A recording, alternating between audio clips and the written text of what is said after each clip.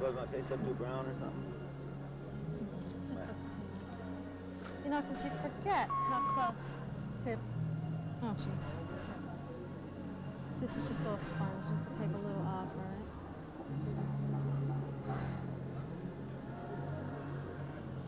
Is this liquid eyeliner that you're using? No. Just what is it? It's a pencil.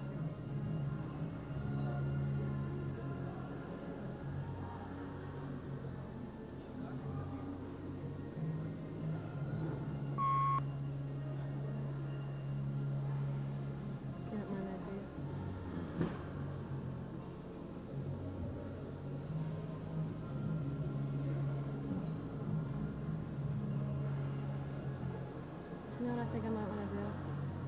What? I might want to just get some of your pancake, because this is not really smudging.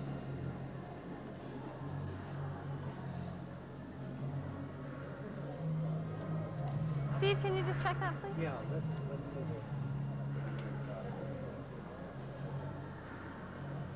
Hey, Sam, could you do me a favor? Do you mind doing something for me? Thank you. Would you? Where can Sam go and get your pancake? Yeah, he's got it. Valerie's got it. You could ask for Valerie. Will you ask Valerie for his pancake?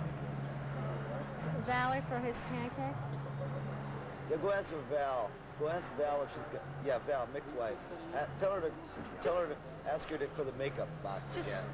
So is it about a tea? Is it okay? Are you going to be prepared with Stevie after your show? I might. Okay. It's just making a rest at the same time. Wait, Sam! It's okay.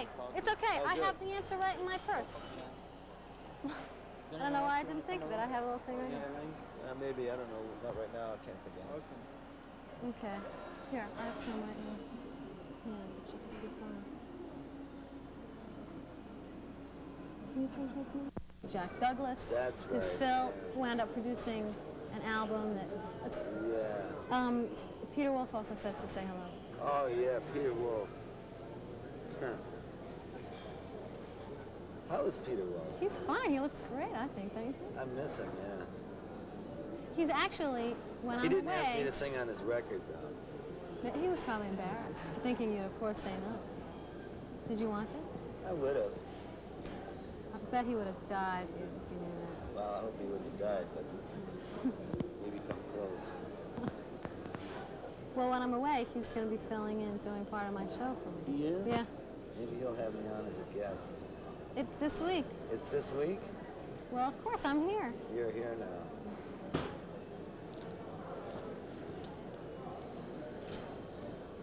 What's this man here shooting pictures for? I don't know. Who is that? Gary seems to have taken care of it.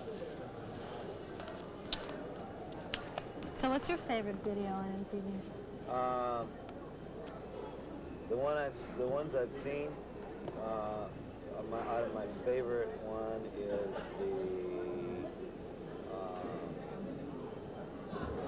let's see, I've got a few of them. I like that one of the police when they're jumping around in the studio. Synchronicity. Is that it? Well, they're in a studio and they're all wearing hats. Every Little Thing She Does Is Magic. I like that. I like, well, of course I like Cyndi Lauper's. What, the lead singer of Van Halen? I don't know him. You know who he is? I know who his uncle is. I used to work for his uncle. I know, isn't that wild? Yeah. It's a small world. As a matter of fact, his uncle gave me my very first job. I know. The first night I was ever At the in Cafe New York. One? That's right. That's right. I have very fond memories of his uncle, Manny Roth. Yeah, Uncle Manny. Yep. Well, Uncle Manny is the guy that gave David Roth his first radio. His first what? His first radio. You mean his radio? Yeah, so, and David said, it's my Uncle Manny that got me in. His Uncle Manny's a terrific guy. But it's such a Does two David Lee different... Roth know that? Oh, yeah. Does he? Oh, I don't know if he knows that Manny gave you your first job. He gave a lot sure of people he as their first jobs, as I remember. I'm sure he there does. were a lot of people back down the street that worked for Manny. Jimi Hendrix. Yeah. Gordon Lightfoot. Yeah? Yeah, a lot of I people don't work for Manny. associate Gordon I worked with for that. Manny, as a matter of fact, in all afternoons from 12 until 8 in the afternoon. I worked also the day shift back then. You mean you performed? Or Yeah, he had a cafe which stayed open until from 11 in the morning until 4 in the morning. And there was constantly something happening on the stage. So I guess the more popular you got, the better your shift. No, not really. You never really did get popular there because people never knew who you were. Nobody was billed, I don't think. On the outside, nobody was billed. Once, to tell you the truth, he didn't pay after that. You pass the basket. And so after you play, you know, or a hat or a basket or a barrel or whatever you wanted to bring. Wait, did you bring your own hat to be passed around? Oh yeah, that's why I started wearing hats. I always used to wear hats. That's why So most people wouldn't did the wear object be to hats. get like Yeah, a really little one so that people would feel bad because they think it was just a my little hat was one? rather large. It was like you know, when you took it off, it might have been a bag. A chef's hat. You Yeah, know, there were they- people that came in. Used to wonder why people used to play back then with big 10-gallon cowboy hats, and it's because Because they when pass them it- around. Oh, you are? Yep. Oh, great. We got all that? Yeah, the bigger Oh, the hat, good. the more money you made, you know. Well, I guess I should get to my real questions at hand. One thing that is striking me about this whole deal here is that there's a lot of excitement about this tour. Yeah, that's good to know. Don't you feel that? Do you feel Well, positive I feel that way on every tour. I've never done a tour yet where there hasn't been a great deal of excitement. You know, I've always felt that there's excitement on every tour, wherever we played. Well, maybe not everywhere, but most everywhere. What made you decide to go back out on the road now? To do this tour? Well, this is not the tour I wanted to do. I wanted to do a South American tour, and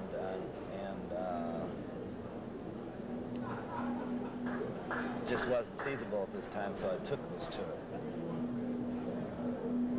This is why I'm doing this tour. There's no particular reason for it. Well, you wanted to do a tour. I wanted to do a tour, and I wanted to specifically to play South America. And Bill Graham is about the only promoter I know that can get people down in South America. And he tried to do it, and then at the last moment, I was sort of set my mind mentally to do something. And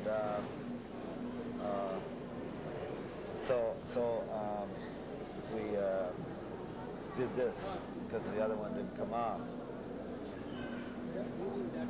Yes, but can we try and keep traffic from coming? Because that's what, if that, you know, shouldn't have that. But this has been a good tour.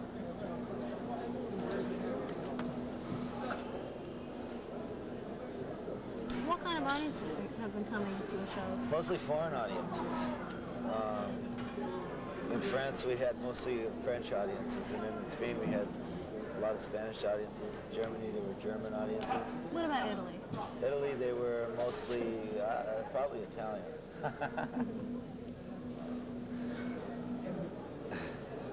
I don't know. Do you find that they're older fans that have been your fans since the 60s, newer people? I find all types of people, yeah. As the older ones, you know, they get so old, they might not want to come out, you know, because after all, you get to be this age, you get to be old, you know. And at this, a lot of people, when they get to be in this age group, it's harder for them to get out of the house. You know, it's harder for them to sit in a big crowd with a lot of people. It's harder for them to even, it's very difficult for them even to go to the record store and buy a record when they get to be my age. You mean really old? Oh yeah, yeah. So usually you have to have younger fans because they're willing to go and you know and go out in public and go to the shows. But most of the people who started out with me, I don't know what happened to them. Some of them know. they still brave the, you know, brave the animosity of the world and manage to make it to the show. I've seen a lot of faces from the 60s, 50s. How's the reception been? Well, the reception's always good. There's never any problem between the audience and me. There's never been any problem between. The problem is other media problems. For some reason, the media reportage on the shows I've done never has really been entirely accurate since '78. This is true. Now, I wouldn't want to go deeply into that, but I don't know why, you know, but if you go to the show, you'll see an entirely different thing than if you read about it in the newspaper the next day. Not all the time, but quite a bit of it.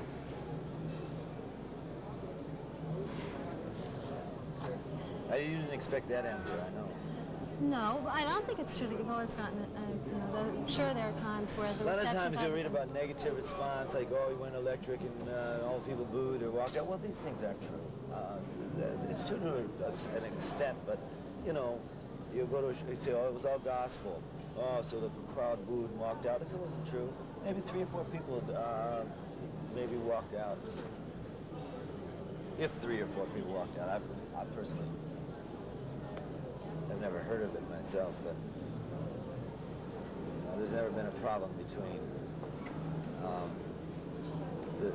the crowd and me as a performer. If people want to go, they go. If they don't, they don't. If they go, they generally leave, you know, in a frame of mind. They leave changed. They're in a different frame of mind than they came, you know. And I think some of them do. What is it about your show that you think changes people? Well, during the course of the show, I myself probably change, you know. So maybe people can pick that up, they sense that. And then maybe they go through a few changes themselves, I don't know. Is that an objective? That's what I've observed, you know, and all the time I've been performing. Regardless of whether they leave changed or whatever, it is true that for almost as long as you've been performing, you know, people have been coming out to see you, and if there was anybody that could walk around with the title of legend in rock and roll, I don't mean to, it is you. How do you feel about that? Well, I mean, that's because I've been around. It seems like so long, you know, but, you know, I think anybody, when they get past a certain age, is entitled to that title. You know, I mean, you just to make it through, all you have to make it through your title. Everybody is actually legendary in their own kind of way. You're legendary to many people, I'm sure.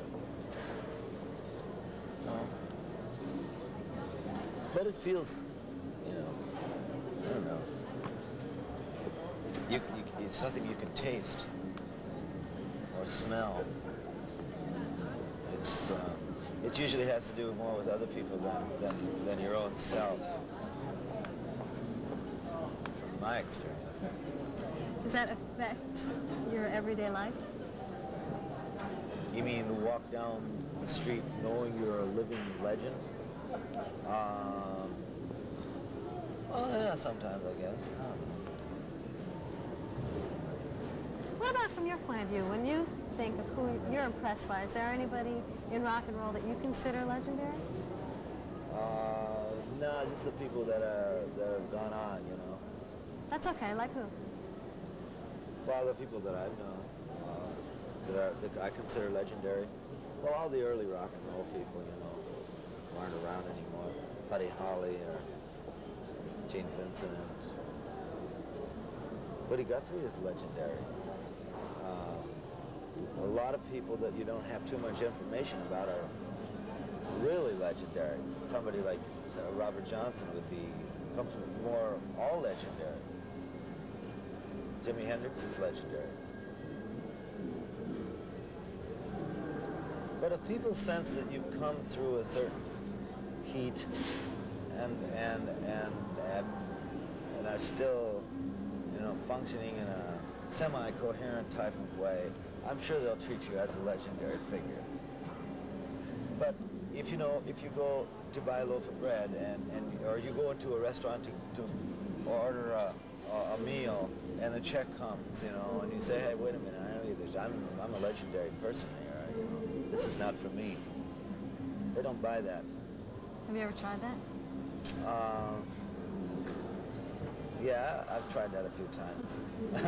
No, I didn't tell them I was legendary. I'd say, I'll sign the check. I don't have it. I just don't. I'm a little short of cash at the moment. Is it okay if I just sign it? Yeah, people don't want to hear that. They sent you the back of the dishes. Pretty. Yeah, something like that. Being that this is for MTV, I wanted to talk to you a little bit about videos. For instance, your history in videos is actually pretty far. In fact, for Subterranean Homesick Blues, that clip was probably one of the first. I think so. Well, yeah, but you know, the first videos were the movies they used to make. You know, Little Richard, Bill Can't Help It,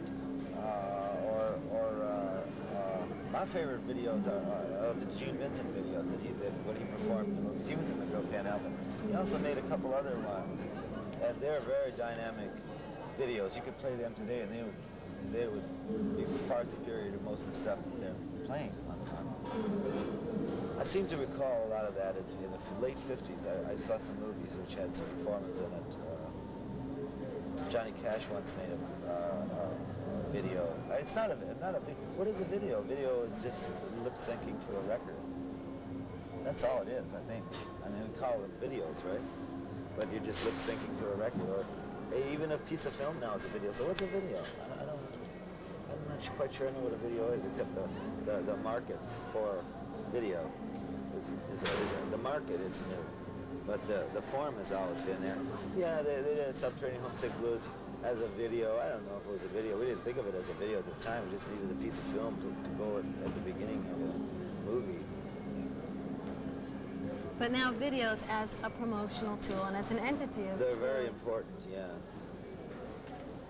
I mean, it's hard to think of people who don't have videos, isn't it? How do you think your music lends itself to videos? I think it lends itself great to videos. I haven't found anybody to direct a real good video. I wanted to do a video of Neighborhood Bullet, and I had an idea. I thought it would have been great, but now it's too late, you know, because it's on that last record. But I mean, if you're working all the time, you know, and your mind is just completely focused on so-called, you know, career aspect of things, well, then you're going to be doing all that stuff. You know, you're going to be compiling. You're just going to be taking advantage of every aspect of the game, and I just for me to make records and play live shows seems to be enough that I really want to do. I don't really want to get involved in taking charge and making a video. We did that movie Ronaldo and Clara, and that was enough for me. I don't like to be the head of you know, ordering people around, telling them what to do, and it's too much energy, you know. It seems, because of your film background, that it would be natural for you oh, yeah, to direct I'd love to do it. We haven't, like I said, we wanted to do Neighborhood Billy, but trying to explain it to somebody, what you see, and then draw up storyboards. I haven't found anybody that really thinks a certain way that needs to be, you know, that like the German filmmakers or the English filmmakers. I mean, in the States, they just don't have people like that. They just don't exist. They don't. Their education doesn't train them for that sort of thing. To think, you know, what they do is you get told what to think. Here's what to think. When you're doing something, it's like, here's what you're supposed to think about that. But you don't ever learn the process of how to think. Do you know what I mean? Or what you can do to be different, or how to expand things. This is what I think. I mean, this is my own humble opinion.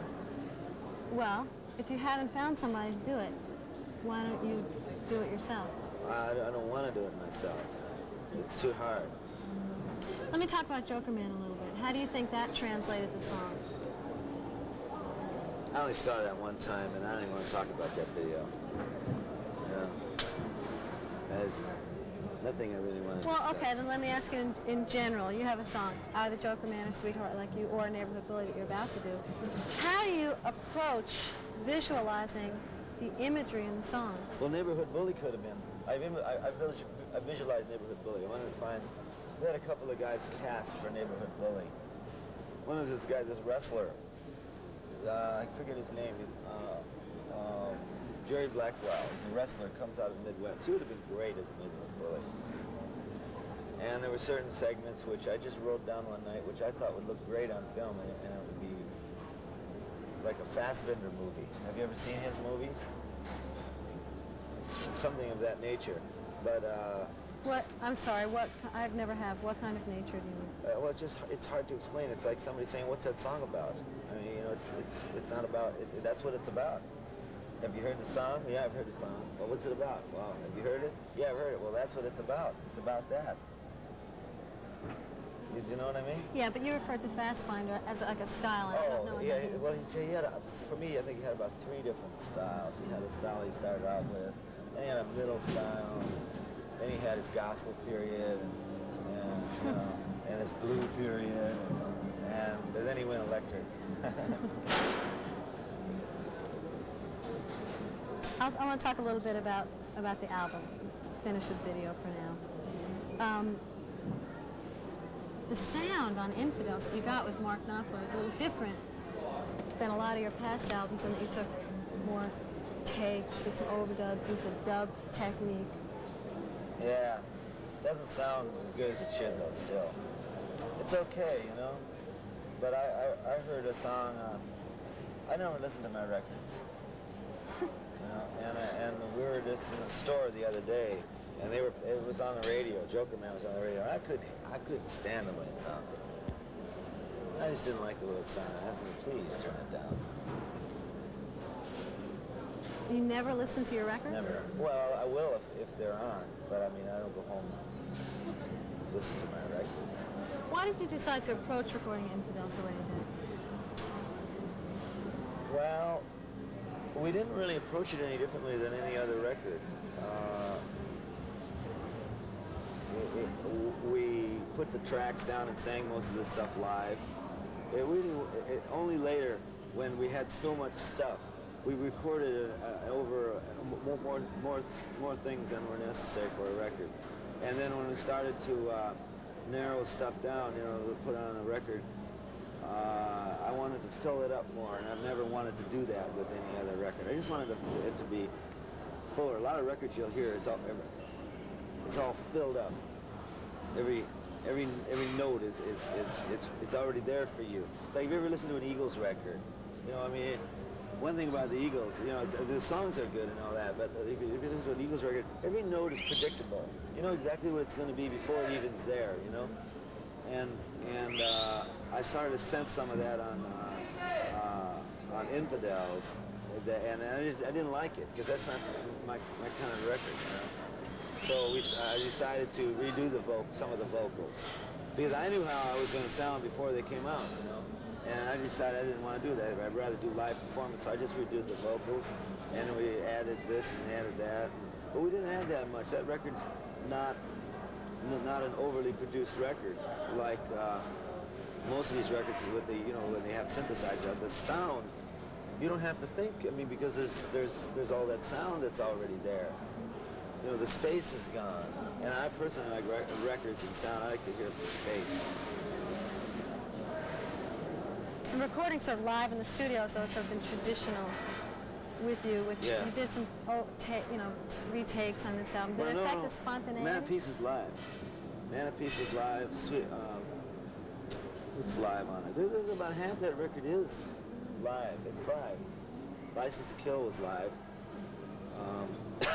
Neighborhood Bully was live. Mm-hmm. That was just done like that.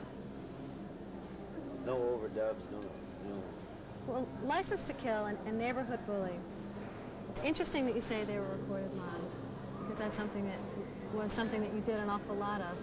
And it also strikes me that those are two songs and sort of deal directly with contemporary social or political issues, which is also something that you've been away from. Why both of those things on this album? I think all my songs deal with social, political issues. I mean, that's why they call me protest singer. They all deal with that. But you hate being called a protest singer. Well, but it doesn't matter. I mean, that's what they call me anyway. What does it matter what I care? What does it matter what I feel about what it is I do? I mean, everybody else seems to have their opinion. So what does my opinion matter? For this album, you dealt with it, for instance, Neighborhood Bully or Union. Well, I try to put a little bit of everything, onto a record. Well, you haven't tried to put that on a record for, wasn't around for Shot of Love, wasn't around for Save. Shot of Love was that's a sore point with me, with Shot of Love, because Shot of Love to me, I think was a great record. In a lot of ways, much better than Infidels, but Shot of Love though doesn't have a history. That's why it wasn't accepted, and it wasn't a 28 million platinum record. That's why it wasn't a huge money maker. Because it doesn't have a history. That type of music has no history. Just the same way Street Legal. I don't know if you ever heard of a record I made. I made a record one year called Street Legal. And it has no history. There's no history behind it. Nothing leading up to it. You know what I mean? And the same thing with Shot of Love. There's no history to it. There's no, well, where does that come from? Or why is he doing this? I mean, you can't hang it on anything. I'm not sure why one album has more history than the other. Well, for instance, they record most of my albums. They go from this to that. Oh yeah, well this one's because this one was here, this one's here, and this one's here. And, oh yeah, well this is a logical extension of that. And okay, well this don't fit in, but this one does, and this is connected to that, and so it all makes sense. Here comes a record like Shot of Love, which don't make sense on any kind of that sociological, political, romantic level. That's why, people can't relate to it because they don't think that way. Everybody thinks, they know where everybody's at. Well, people don't think that way. So I decided, I don't care how people think. I'll make this record, I want to make this record. This is what I think. So when you make it, you say, well, okay, you made it. And this is what I think. And everybody says, well, okay, let them think that. I ain't gonna buy that record because I don't think that. But the sound of it was good, and the sound of it was very good. The sound of Shot of Love, and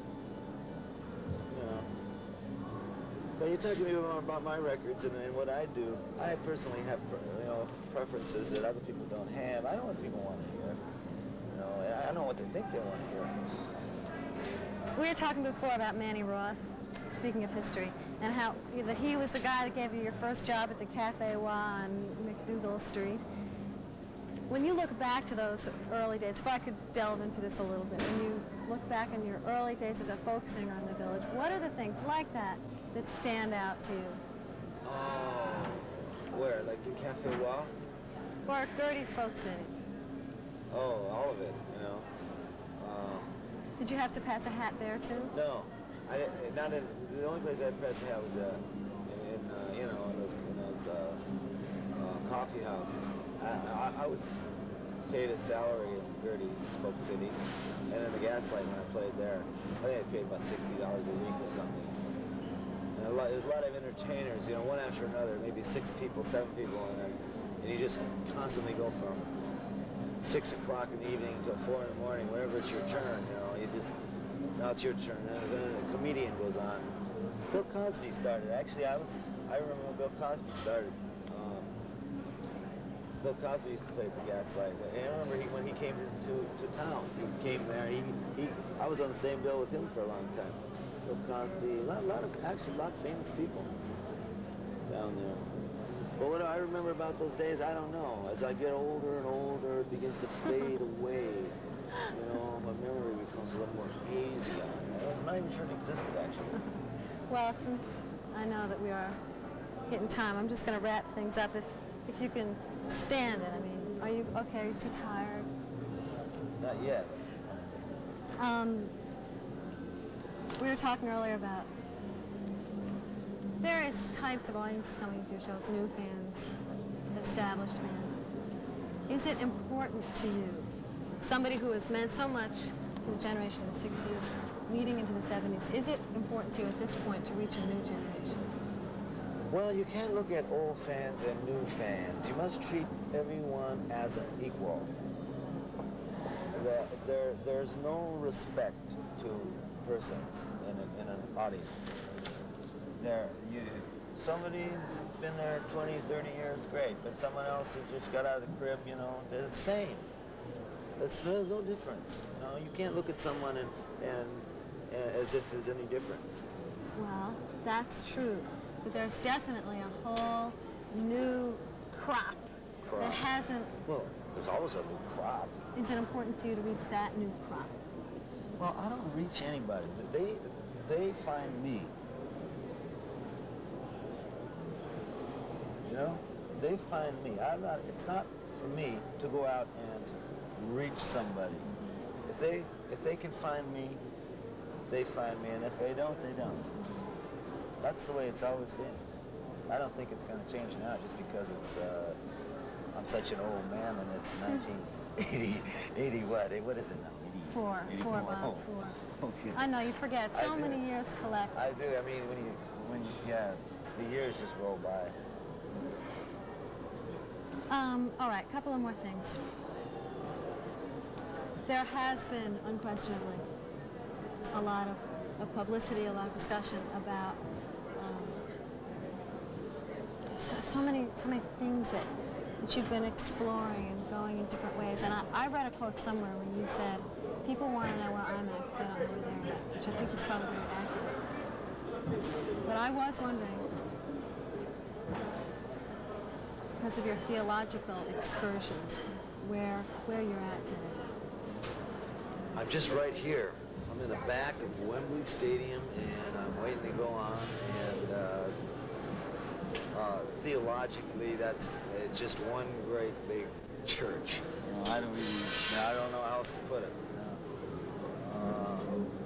Theologically, what are my religious feelings and all that? I don't feel we really have to go into that right now. Okay, then I have one more question. You are somebody who has it seems to me, you have explored and really great, what do I want to say, perseverance, all kinds of different spiritual paths, philosophical paths. You know, you've learned from so many different people. After all of that, you today, do you think that you've come closer to finding peace of mind? I think so. Peace of mind has never really been anything I've ever strived for. But it's like happiness, you know. Happiness isn't something you try to strive for. It's the end result of doing something which makes you happy. You know, follow me? The same way, peace of mind isn't something that you strive for. It's something that you acquire if you're doing something which in the end product or at the end of the line brings you peace of mind. I don't really, you know, when you have peace of mind, sometimes you wake up in the morning and hear the birds singing and it's quite pleasant. Peace of mind, you know, and all of a sudden the telephone rings or the doorbell rings and that's the end of it. You know? So, I mean, you can get peace of mind here and there, but that's not anything to brag about. I mean, there's many people walking around these days with peace of mind. You see them in long robes and you know, live on mountaintops and they got their eyes closed, sitting in lotus position, peace of mind. So.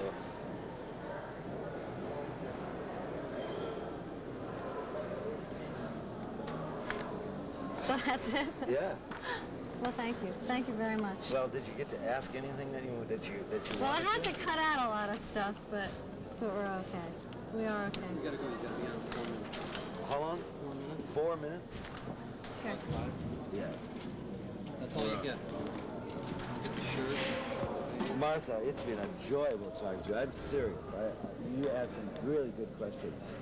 Well, I hope so. You did. I tried to. You I asked mean, better than 95%. well, I try not to ask you They're when the world is interesting. going to end. You know Yeah, what I mean? well, I'm glad you. Don't get that close unless I...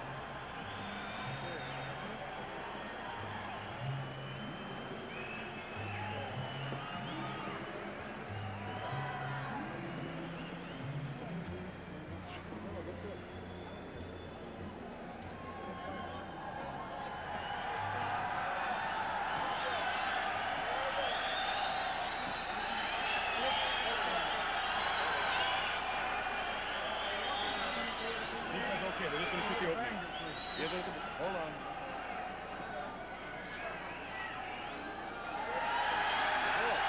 Whoa! Whoa! Good shot.